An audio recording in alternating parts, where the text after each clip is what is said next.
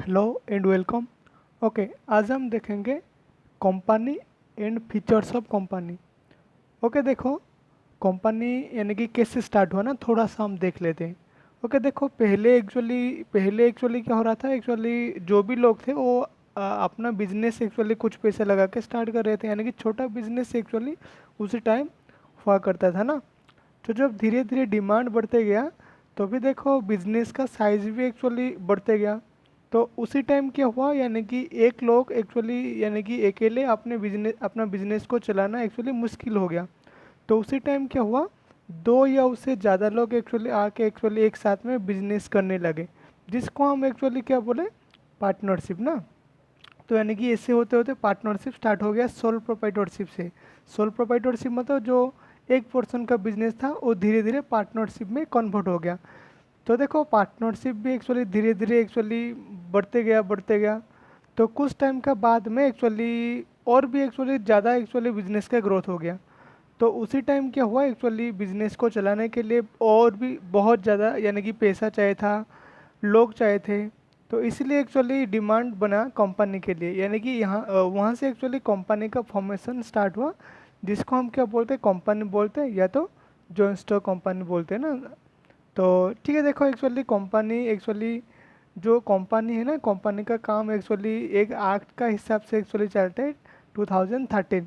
ये जो 2013 एक्ट है ना, यहाँ पे एक्चुअली पूरा रूल एंड रेगुलेशन मेंशन है कि कंपनी को कैसे रन किया जाएगा। तो ठीक है, देखो यहाँ पे कुछ डेफिनेशन भी है एक्चुअली। तो देखते हैं थोड़ा ना, यानी कि definition of joint stock company या तो कंपनी। देखो अकॉर्डिंग टू कंपनी एक्ट 2013, यानी कि जो कंपनी एक्ट 2013 अच्छी उसके हिसाब से कंपनी का मतलब क्या होता है ना, ये company is an artificial person, यानी कि वो क्या बोल रहे हैं कि कंपनी एक आर्टिफिशियल पर्सन। ओके, देखो मैं थोड़ा सा तुम्हें यहाँ पे बता देता हूँ आर्टिफिशियल पर्सन कौन होता है ना। ओके, देखो हम सब एक्चुअली तो नेचुरल पर्सन, यानी कि पर्सन टोटल दो टाइप का होता है, एक आर्टिफिशियल पर्सन, दूसरा नेचुरल पर्सन। तो नेचुरल पर्सन तो हम सब नेचुरल पर्सन है।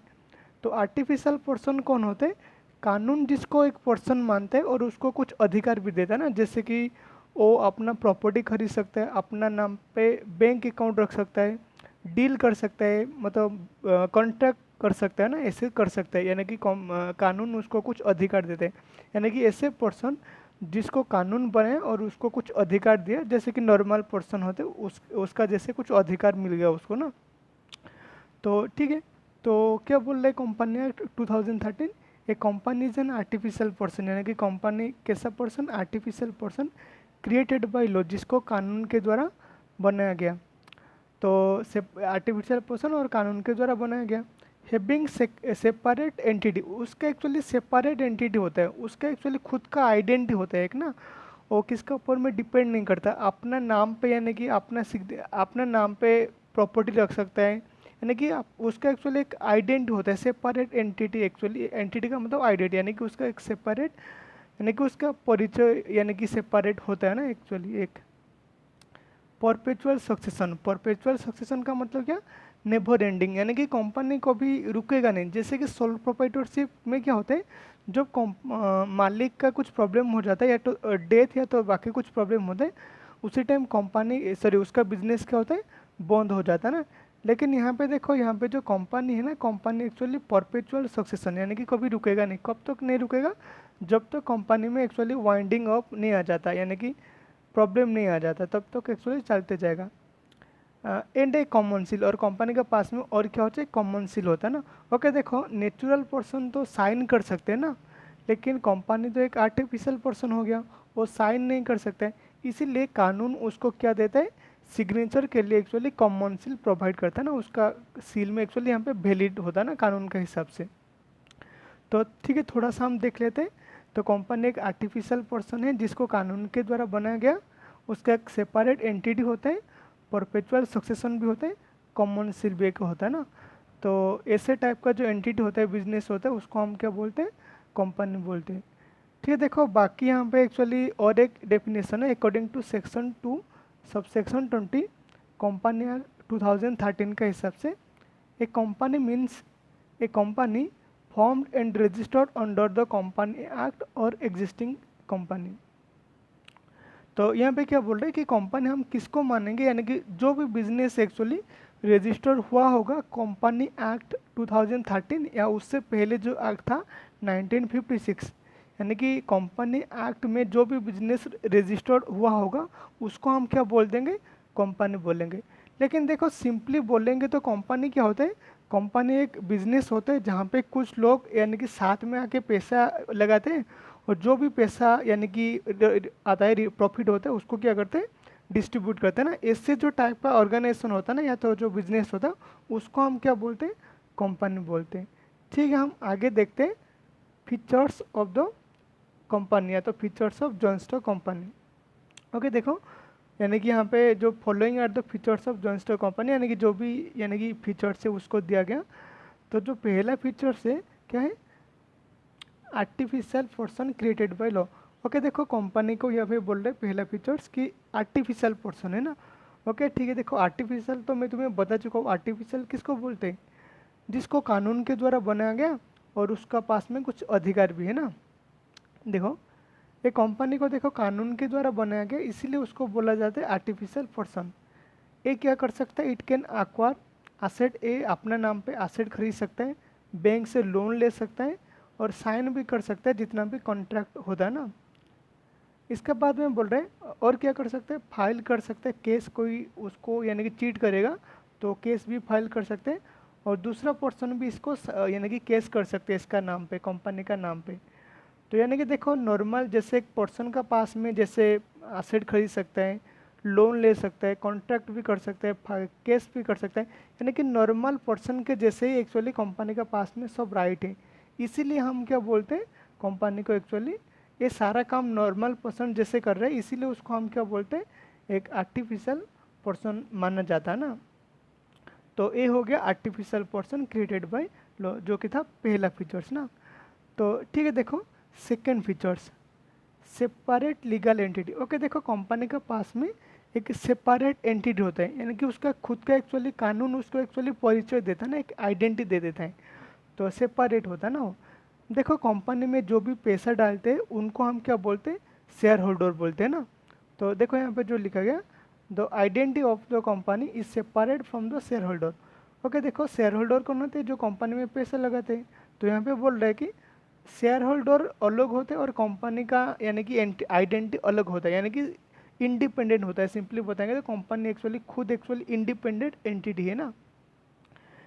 तो इसके बाद में बोल रहे हैं कि देखो a shareholder is not responsible for the act of the company even it on of all of its share, यानी कि देखो एक जो शेयर होल्डर है ना, शेयर होल्डर है ना, वो लाइबल नहीं होगा, यानी कि वो लाइबल नहीं होगा, रिस्पॉन्सिबल नहीं होगा, किस लिए, कंपनी का कुछ गलती हो जाता है तो, क्योंकि दोनों तो सेपरेट है ना, यानी कि कंपनी एक सेपरेट है शेयर होल्डर से। तो यानी कि कंपनी और जो शेयर होल्डर दोनों ही अलग है, इसलिए बोला जाता है कंपनी को एक सेपरेट लीगल एंटिटी। तो शेयर होल्डर देखो आएंगे जाएंगे तो बाकी कंपनी में कुछ फ़र्क नहीं पड़ेगा ना यहाँ पे। तो ठीक है नेक्स्ट, यानी कि ठीक है पहला फीचर था आर्टिफिशियल पर्सन, सेकेंड हो गया सेपरेट लीगल एंटिटी। देखो थर्ड फीचर्स में क्या बोल रहे हैं, परपेचुअल एग्जिस्टेंस। परपेचुअल का मतलब क्या होता है, नेवर एंडिंग, यानी कि जो कभी एंड नहीं होगा ना। तो देखो the existence of company is perpetual, यानी कि कंपनी का जो स्थिति है ना, यानी कि कंपनी रुकेगा एक्चुअली बहुत समय तक ना, यानी कि उसका एंड नहीं होगा। And it is least affected by the death insanity of the share holder, यानी कि शेयर होल्डर का अगर डेथ हो जाता है या तो कुछ प्रॉब्लम होता है तो कंपनी एक्चुअली रुकेगा नहीं। जैसे कि सोल प्रोप्राइटरशिप बिजनेस में क्या होता है, अगर मालिक का डेथ हो गया तो कंपनी वहाँ रुक जाता है ना, यानी कि ख़त्म हो जाते हैं। लेकिन यहाँ पे क्या होता है कि शेयर होल्डर एक्चुअली कंपनी का मालिक, तो उसका एक्चुअली डेथ हो गया तो यहाँ पे फ़र्क नहीं पड़ेगा, कंपनी आगे मतलब बढ़ते जाएगा। तो यहाँ पे क्या बोल रहे हैं next, the existence of the company can only be terminated by law. जो कंपनी का जो एग्जिस्टेंस है ना, यानी कि जो कंपनी जो चल रहे हैं उसको ओनली ख़त्म किया जा सकता है किसके द्वारा, कानून के द्वारा ख़त्म किया जा सकता है ना। क्योंकि देखो कंपनी तो एक्चुअली आर्टिफिशियल पर्सन है ना, नेचुरल पर्सन होता तो डेथ होता, लेकिन यहाँ पे तो क्या आर्टिफिशियल पर्सन है। तो इसको ख़त्म करने के लिए हम किसका मदद लेंगे कानून का ना। मेंबर देखो आएंगे जाएंगे, देखो कंपनी में क्या होता है, कोई एक पर्सन शेयर खरीदा तो मेंबर बन गया, जब शेयर बेचेगा वो मतलब ख़त्म, यानी कि मेंबरशिप ख़त्म हो गया। तो पर्सन तो ऐसे आएंगे और जाएंगे, लेकिन जो कंपनी देखो इसे मतलब कंटिन्यूसली मतलब चलते जाएगा, तो इसीलिए उसको बोलते हैं क्या, perpetual existence.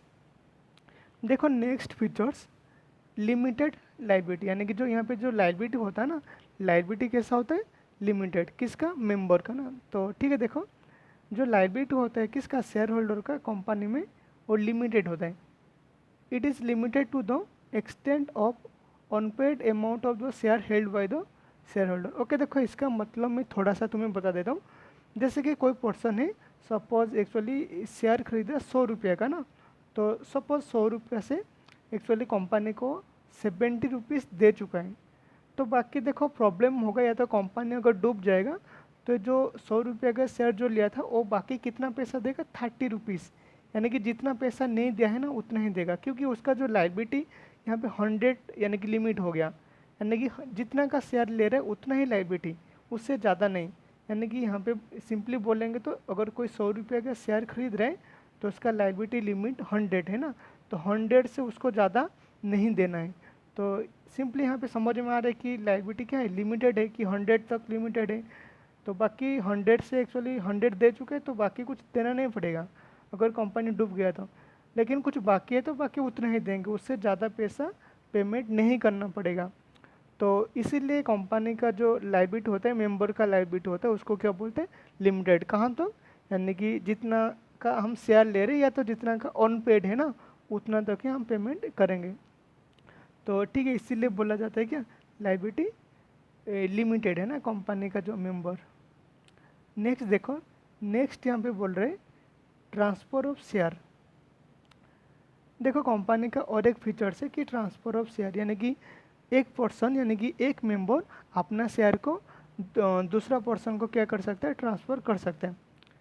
Share holders enjoy the right of transfer their share to other person in the open market at the price prevailing in the market. यानी कि यहाँ पे क्या बोल रहे हैं, जो शेयर होल्डर होते हैं ना, वो अपना शेयर को कोई दूसरा पर्सन को बेच सकते हैं मार्केट में एक्चुअली नॉर्मली।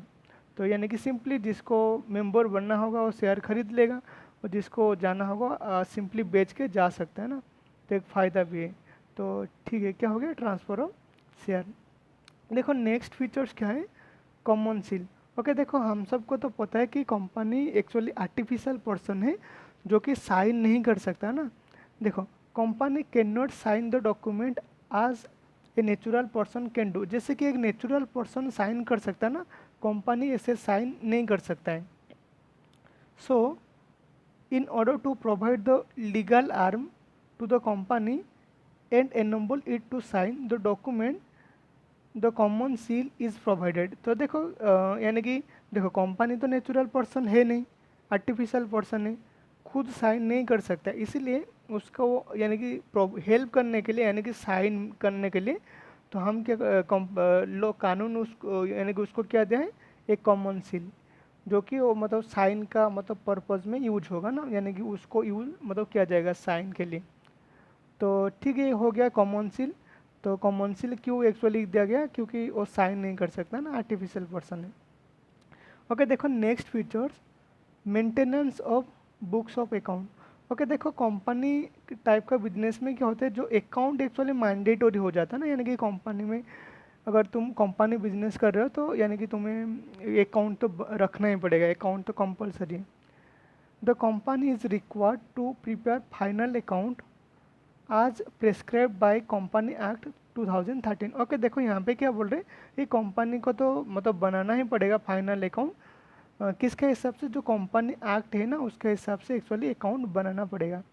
एनी डेफिशिएंसी, अगर उसमें कुछ ठीक ठाक अगर नहीं बनता है अकाउंट, इन दिस रिगार्ड, यहाँ पे देखो एक सेकंड, तो अगर देखो कुछ प्रॉब्लम होता है यानी कि अकाउंट में, तो क्या होगा, यानी कि पेनल्टी एक्चुअली लगेगा ना कंपनी का ऊपर में, अगर ठीक से अकाउंट नहीं बन रहे। तो ठीक ये था एक्चुअली फीचर्स, क्या क्या फीचर्स हो गया, पहला फीचर था आर्टिफिशियल पर्सन, सेकेंड में हो गया legal entity, separate legal entity, third perpetual succession, for limited liability, fifth हो गया transfer of share, common seal इसका बाद में था, और लास्ट में था maintenance of books of account.